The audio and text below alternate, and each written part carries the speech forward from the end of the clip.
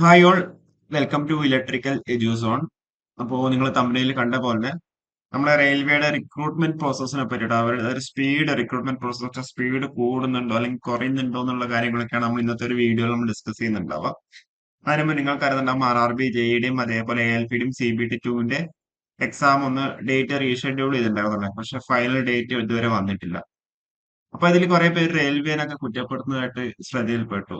ഇതില് ശ്രദ്ധിക്കേണ്ട ഒരു കാര്യം എന്താ വെച്ചാൽ നമ്മൾ ഒരിക്കലും റെയിൽവേനെ മുഴുവനായിട്ട് നമുക്ക് അവിടെ റെയിൽവേനെ കുറ്റം പറയാൻ വേണ്ടി പറ്റുന്നുണ്ടാവില്ല. കാരണം ഇത് പറഞ്ഞിട്ട് നമുക്ക് നമ്മുടെ കണ്ടന്റിലോട്ട് വരാം. കാരണം എന്താണെന്ന് വെച്ച് കഴിഞ്ഞാൽ ഇപ്പൊ ALP ആണെങ്കിലും JE ആണെങ്കിലും ഇതൊക്കെ എക്സാം കണ്ടക്ടിങ് ഏജൻസി എന്ന് പറയുന്നത് നമ്മുടെ TCS ആണല്ലോ. TCSനെയാണ് അവര് ഏൽപ്പിച്ചിരിക്കുന്നത്. അപ്പൊ അവിടെ ആകുമ്പോൾ അവരുടെ സെർവർ ഇഷ്യൂസ് ഒക്കെ കാരണം കൊണ്ടാണ് അവിടെ എന്ത് ചെയ്തിരിക്കുന്നത്, എക്സാം ഡേറ്റ് ചേഞ്ച് ആയത്. അല്ലാതെ വേറൊരു ന്യൂസിൽ ഞാൻ കണ്ടു എന്തോ പിന്നെ ക്വസ്റ്റ്യൻ പേപ്പർ ലീക്ക് ആയി എന്നുള്ളതായിരിക്കും. ക്വസ്റ്റ്യൻ പേപ്പർ ലീക്ക് ആയോ എന്ന് എല്ലാവരും വേറെ ആരും അങ്ങനെ പറയുന്നത് കേട്ടില്ല. പക്ഷെ ഏതൊരു മാധ്യമത്തിൽ മാത്രം നമ്മൾ അങ്ങനെ കണ്ടിട്ടുള്ളത് ക്വസ്റ്റ്യൻ പേപ്പർ ലീക്ക് ആയതുകൊണ്ടാണ്. പക്ഷെ നമുക്ക് ഇവിടെ ഒഫീഷ്യലായിട്ട് കിട്ടുന്നത് അവിടെ സെർവർ ഇഷ്യൂസ് ഉള്ളത് കൊണ്ട് മാത്രമാണ് എന്നുള്ള രീതിയിലാണ് നമുക്ക് അവിടെ കിട്ടിയത് ഇൻഫർമേഷൻ. അതുപോലെ SSCയുടെ സൈഡിൽ നോക്കുമ്പോൾ SSCയുടെ CGLനെ ബേസ് ചെയ്തിട്ടൊക്കെ കുറെ അവിടെ കംപ്ലൈന്റ്സും കാര്യങ്ങളൊക്കെ വരുന്നുണ്ട്. എന്നിരുന്നാലും ഞാൻ ഓവറോൾ ആയിട്ട് പറയുമ്പോൾ റെയിൽവേയുടെ റിക്രൂട്ട്മെന്റ് പ്രോസസ് എന്താ ഇപ്പം ഏറ്റവും ലേറ്റസ്റ്റ് ആയ അപ്ഡേറ്റ് വരാൻ വേണ്ടിയിട്ട് നമ്മളിപ്പോ വന്നിട്ടുള്ളത് നമ്മളെ ടെക്നീഷ്യൻ ഗ്രേഡ് 1ന്റെയും ഗ്രേഡ് 3ന്റെയും എന്താ ഡോക്യുമെന്റ് വെരിഫിക്കേഷൻ ഷെഡ്യൂൾ എന്താ അവരവിടെ പബ്ലിഷ് ചെയ്തിട്ടുണ്ട്. നിങ്ങൾക്ക് അറിയുന്നുണ്ടാവും, 12-ാം തീയതി മാർച്ച് 12-നാണ് ടെക്നീഷ്യൻ ഗ്രേഡ് 1ന്റെ റിസൾട്ട് ഔട്ട് ആയിരിക്കുന്നത്. മാർച്ച് 19-നാണ് എന്തെങ്കിലും ഗ്രേഡ് 3യുടെ റിസൾട്ട് ഔട്ട് ആയിട്ടുള്ളത്, അല്ലെ? അപ്പൊ എപ്പോഴും ഇതേപോലെ റിസൾട്ട്, അതായത് CBT1 CBT2 കഴിഞ്ഞിട്ട് നെക്സ്റ്റ് ഡോക്യുമെന്റ് ഇപ്പൊ JD കേസ് CBT2 കഴിഞ്ഞാൽ ഡോക്യുമെന്റ് വെരിഫിക്കേഷൻ ആണ്. അപ്പൊ ആ ഒരു ഫൈനൽ റിസൾട്ട് വന്നതിന് ശേഷം DV അതേപോലെ മെഡിക്കൽ ഒക്കെ എന്ത് ചെയ്യാ പെട്ടെന്ന് തന്നെ അവർ കണ്ടക്ട് ചെയ്യാറുണ്ട്. അതേപോലെ ഇപ്പം ALP ആണെന്ന് കമ്പ്യൂട്ടർ ബേസ്ഡ് ആപ്റ്റിറ്റ്യൂഡ് ടെസ്റ്റ് CBITയും കൂടി ഉണ്ടാവും. അതും കൂടി കഴിഞ്ഞിട്ട് എന്താ ഡോക്യുമെന്റ് വെരിഫിക്കേഷൻ ഒക്കെ എന്താ ആ ഒരു സമയത്ത് സ്പീഡിൽ നടക്കാറുണ്ട്. അപ്പൊ അതേപോലെ തന്നെയാണ് ഇപ്പോൾ എന്താ റെയിൽവേയുടെ ഇപ്പോഴും. കാരണം എന്താണെന്ന് വെച്ച് കഴിഞ്ഞാല് കൃത്യമായിട്ട് അവരുടെ എന്താ technician grade 1 grade 3 CBT1 final result അവിടെ വന്നു. അപ്പൊ അതിനുശേഷം അടുത്ത സ്റ്റെപ്പ് എന്താ ഡോക്യുമെന്റ് വെരിഫിക്കേഷൻ ആണ്. അപ്പൊ തന്നെ എന്താ അവരവിടെ ഡോക്യുമെന്റ് വെരിഫിക്കേഷൻ ഷെഡ്യൂൾ അവിടെ ഇട്ട് കഴിഞ്ഞു. ഇപ്പൊ ബാംഗ്ലൂരിന്റെയും അതേപോലെ ആ, ഭുവനേശ്വറിന്റെയും ആണ് RRB. ബാംഗ്ലൂരും ഭുവനേശ്വറും ആണ് ഇപ്പൊ എന്ത് ചെയ്യുന്നത്, ഡോക്യുമെന്റ് വെരിഫിക്കേഷന്റെ ഡേറ്റ് അവിടെ ഔട്ടായി പബ്ലിഷ് ചെയ്തേക്കുന്നത്. ഇപ്പൊ നമ്മളിപ്പോ വീഡിയോ ചെയ്യുന്നത് തിങ്കളാഴ്ചയാണ്. നിങ്ങൾക്ക് ചിലപ്പോൾ ഒരു വീഡിയോ ചൊവ്വാഴ്ച ബുധനാഴ്ച ആയിരിക്കും നിങ്ങൾ കാണുന്നുണ്ടാവും. അപ്പൊ ആ ഒരു സമയം ആകുമ്പോഴത്തേക്ക് എന്താ സ്വാഭാവികമായിട്ടും ബാക്കിയുള്ള സോൺ ചെന്നൈയും ട്രിവാൻഡ്രം ഒക്കെ എന്താ അവരുടെ ഇട്ടിട്ടുണ്ടാവാം, പബ്ലിഷ് ചെയ്തിട്ടുണ്ടാവാം. അപ്പൊ അതാണ് ഞാൻ പറഞ്ഞത്, ഇവരുടെ എന്താ റിക്രൂട്ട്മെന്റ് പ്രോസസ്സ് അവര് വൺസ് എന്താ അവിടെ ഫൈനൽ റിസൾട്ട് വന്നു കഴിഞ്ഞാൽ ബാക്കി എന്താ റെയിൽവേയുടെ സൈഡിൽ തന്നെയാണ് അത്. കാരണം വെച്ചാൽ ഡോക്യുമെന്റ് വെരിഫിക്കേഷനും അതേപോലെ മെഡിക്കൽ എക്സാമിനേഷനും ഒക്കെ കണ്ടക്ട് ചെയ്യേണ്ടത്, അല്ലെ? അപ്പൊ പറഞ്ഞു വന്നത് ഇതാണ്, അതായത് ഇപ്പം ALPയുടെയും JEയുടെ ഒക്കെ എക്സാം ഡേറ്റ് വന്നില്ല എന്ന് വെച്ചാൽ കുറെ പേര് ടെൻഷൻ അടിക്കുന്നുണ്ട്. അപ്പൊ നിങ്ങൾ ശ്രദ്ധിക്കേണ്ട ഒരു കാര്യം എന്ന് വെച്ചാൽ നമുക്ക് ഏപ്രിൽ അവിടെ സ്ലോട്ട് ഉണ്ട്. അവിടെ പാരാമെഡിക്കലിന് എക്സാം ഡേറ്റ് ഇപ്പം ലാസ്റ്റ് ആണ് വന്നിട്ടുള്ളത് വിചാരിച്ചാൽ അതിന്റെ ഇടയ്ക്ക് ALP JEയും കണ്ടക്ട് ചെയ്യുക അല്ലെങ്കിൽ കണ്ടക്ട് ചെയ്തുകൂടാ എന്നില്ല. ഓക്കെ, അവിടെ സ്ലോട്ട് ഉണ്ട്, ഇഷ്ടംപോലെ സ്ലോട്ട് ഉണ്ട്. ഇപ്പൊ SBI POയുടെ മെയിൻസിന്റെതും ഷെഡ്യൂൾ വന്നിട്ടുണ്ടെന്നാണ് മനസ്സിലാക്കി. PO ആണോ ക്ലർക്കാണോ, SBIയുടെ ഒരു എക്സാമിന്റെ ഷെഡ്യൂൾ കൂടെ അവിടെ വന്നിട്ടുണ്ട്.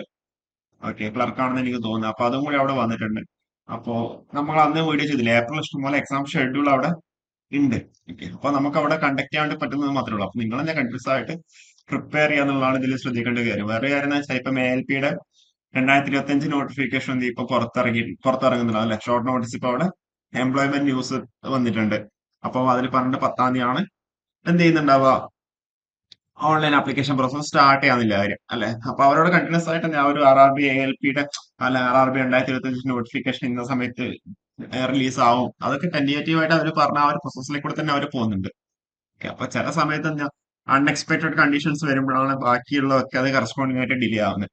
അപ്പൊ അവരിപ്പം പറയും ഇപ്പം ALPയുടെയും JEയുടെയും മാർച്ചിൽ തന്നെ എക്സാം അവിടെ കണ്ടക്ട് ചെയ്തിട്ടുണ്ടെന്നുണ്ടെങ്കിൽ സ്വാഭാവികമായിട്ട് എന്താ നെക്സ്റ്റ് സ്റ്റെപ്പ് എന്ന് പറയുമ്പോൾ അടുത്ത നോട്ടിഫിക്കേഷൻ ഇറക്കാന്നുള്ളതാണ് ALPയുടെ, അല്ലെ?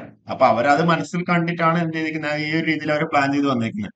പക്ഷെ അവിടെ ഒരു സർക്കംസ്റ്റൻസ്, ആ ഒരു എക്സ്പെക്ട് ചെയ്യാത്ത കാര്യങ്ങൾ വന്നുകൊണ്ടാണ് എന്ത് ചെയ്യുന്നത്, ആ ഒരു ഡേറ്റ് എല്ലാം എക്സ്റ്റെൻഡ് ആയി പോയേക്കുന്നത്. ഓക്കെ, അപ്പോ ഇനിയിപ്പം പ്രിപ്പയർ ചെയ്യുന്നവരോടാണെങ്കിലും അല്ലെങ്കിൽ പഠിച്ചുകൊണ്ടിരിക്കുക, അല്ലാതെ ഓൾറെഡി എക്സാം CBT2 വേണ്ടി പ്രിപ്പയർ ചെയ്യുന്നവരാണെങ്കിൽ അല്ലെങ്കിൽ CBT1 പുതിയ നോട്ടിഫിക്കേഷൻ എക്സ്പെക്ട് ചെയ്യുന്നവരാണെന്നുണ്ടെങ്കിലും നമ്മൾ ഏതൊരു എക്സാം കണ്ടക്ട് ഏജൻസി ആണെങ്കിലും അവരുടെ വിശ്വാസം ഇപ്പൊ ഇതുവരെ നഷ്ടപ്പെട്ടിട്ടൊന്നുമില്ല. ഓക്കെ, അപ്പോ നിങ്ങളെ സൈഡിൽ നിന്ന് മാക്സിമം എഫേർട്ട് എടുക്കുക. എക്സാമും കാര്യങ്ങളൊക്കെ ആ ഒരു സിസ്റ്റമാറ്റിക് ആയിട്ട് പറഞ്ഞ രീതിയിൽ തന്നെ കാര്യങ്ങളൊക്കെ പോകുന്നുണ്ടാവും. അപ്പോ എല്ലാവരും എന്താ മാക്സിമം എഫേർട്ട് എടുക്കുക. നിങ്ങളെ സൈഡിൽ നിന്ന് മാക്സിമം കണ്ടന്റും മാക്സിമം എന്താ നിങ്ങളത് യൂസ് ചെയ്യാണ്ട് നോക്കുക. ഇവിടുന്നൊക്കെ എങ്ങനെയൊക്കെ പ്രിപ്പയർ ചെയ്യാൻ വേണ്ടി പറ്റുമോ, എങ്ങനെയൊക്കെ ക്വസ്റ്റ്യൻസ് കിട്ടും, അതൊക്കെ നിങ്ങൾ നോക്കുക. റിക്രൂട്ട്മെന്റ് എന്ന് പറയുന്നത് കണ്ടിന്യൂസ് ആയിട്ട് ഇങ്ങനെ നടന്നുകൊണ്ടേയിരിക്കും. ഓക്കെ, അതേപോലെ വേക്കൻസി ആണെന്നുണ്ടെങ്കിലും.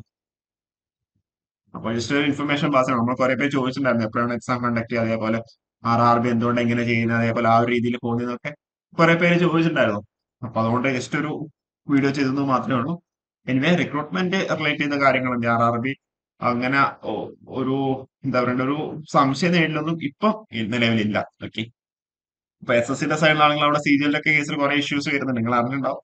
അപ്പോ ഏതൊരു ഷിഫ്റ്റിൽ ഫസ്റ്റ് എക്സാം കണ്ടക്ട് ചെയ്യുന്ന ദിവസം 10 മാർക്കോ മറ്റാണ് പിന്നെ എല്ലാ പിന്നെ എക്സാം അറ്റൻഡ് ചെയ്ത എല്ലാവർക്കും കൊടുത്തേക്കുന്നത്. സെക്കൻഡ് ഡേയ്സ് അങ്ങനെ ആ ഒരു പല ഇഷ്യൂസ് ഉണ്ടായിരുന്നു അല്ലെ. അപ്പം കേസസ് തന്നെയാണ് എക്സാം കണ്ടക്ട് ചെയ്തേക്കുന്നത്.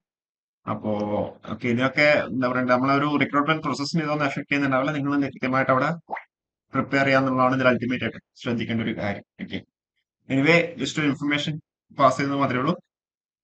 കൂടുതൽ അപ്ഡേറ്റ്സ് ആയിട്ട് നമുക്ക് വീണ്ടും കാണാം. Okay, thank you.